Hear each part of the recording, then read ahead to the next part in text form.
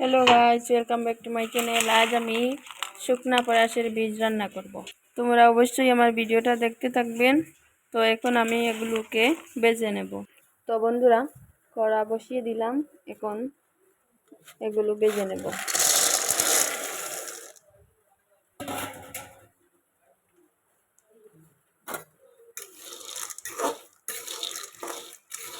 বেশি ভাজবো না, একটু ভাজবো। তো বন্ধুরা, ভাজা হয়ে গেছে, এখন এগুলো ধুয়ে নেব। তো বন্ধুরা, পলাশের বীজ ধুয়ে নিয়েছি। এখানে প্রেসার কুকার বসিয়ে জল দিয়ে এখন এগুলো সিদ্ধ করে নেব।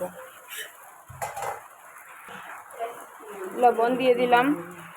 তো বন্ধুরা, এর মধ্যে আমি আদা, রসুন, পেঁয়াজ এগুলো গ্রাইন্ডার দিয়ে গ্রেট করে নেব।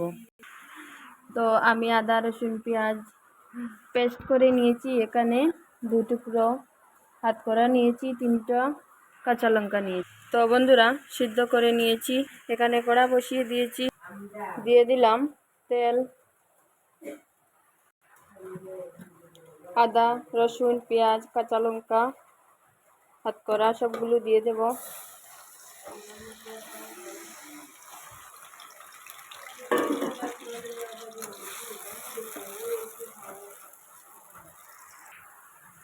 দিয়ে দিলাম লবণ। কিছু সময়ের জন্য ঢাকনা দিয়ে ঢেকে দেব। দিয়ে দিলাম হলুদ গুঁড়ো, লঙ্কা গুঁড়ো, জিরা গুঁড়ো, ধনিয়া গুঁড়ো, গরম মশলা।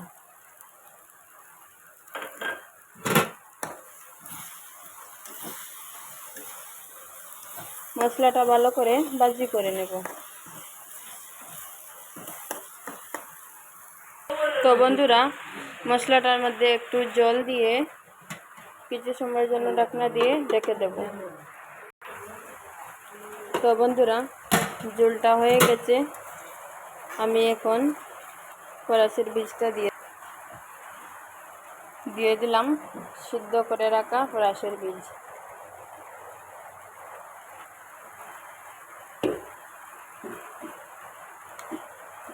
মশলা দিয়ে বীজটা ভালো করে মিক্স করে নেব।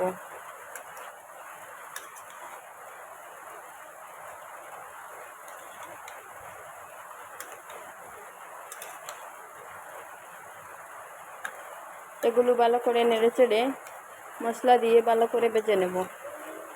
তো বন্ধুরা, মশলার সঙ্গে ভালো করে বীজটা ভেজে নিয়েছি। এখন একটু জল দিয়ে দেব।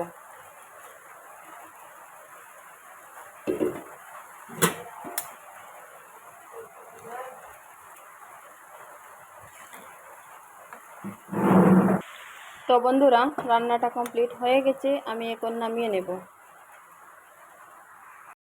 তো যদি আমার ভিডিওটা তোমাদের ভালো লাগে থাকে, লাইক, কমেন্ট, শেয়ার করবেন। আর কমেন্টে বলবেন রান্নাটা কীরকম হয়েছে। তো এটা খুব টেস্ট হয়েছে। তোমরা অবশ্যই বাড়িতে এই রেসিপি ট্রাই করবেন।